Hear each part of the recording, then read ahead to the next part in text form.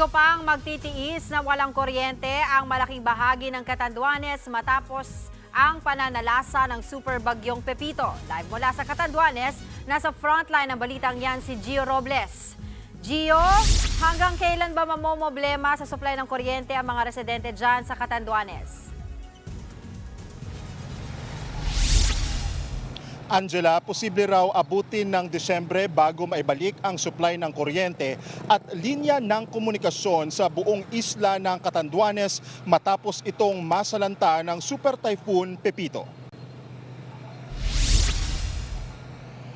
Ayon kay Vice Governor Peter Cua, aabutin ng 3 linggo bago maisaayos ang mga nasirang linya ng kuryente. Base sa datos ng First Catanduanes Electric Cooperative, 13 sa mahigit 300 barangay pa lang ang may kuryente sa buong Catanduanes. Wala pa yan sa 5% ng isla. Sa bayan ng Panganiban, unang naglandfall ang bagyo nitong Sabado. Sa ngayon, pumalo na sa mahigit 55 million pesos ang inisyal na pinsala sa Catanduanes. Posible pa raw yan madagdagan sa mga susunod na araw. Mahigit 100,000 residente rin ang apektado. Sa kabila niyan, walang naiulat na nasawi, nasaktan o nawawalang residente sa Catanduanes. Pero nakabalik na sa kanilang mga tahanan ang mga residenteng pina-evacuate dahil gumaganda na rin ang panahon ngayon dito.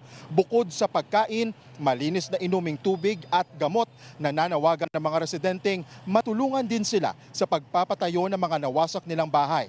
Tuloy-tuloy naman ang clearing operations sa mga bayan na hinagupit ng super bagyong Pepito. Angela, inirekomenda ng isailalim sa state of calamity ang Catanduanes dahil sa malawakang pinsalang tinamo nito dahil sa super bagyong Pepito. Dahil dyan, suspendido pa rin ang klase dito sa isla at balik operasyon naman na ang biyahe ng Roro mula sa Tabaco City sa Albay patungo dito sa isla ng Catanduanes, kaya nakakapasok na yung mga sasakyan na nagdadala ng tulong o ayuda mula sa iba't ibang ahensya ng gobyerno maging sa mga non-government organization.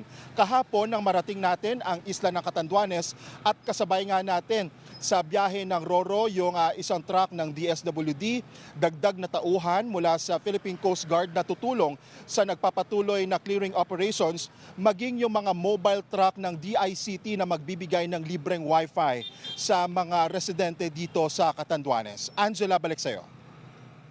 Maraming salamat, Gio Robles.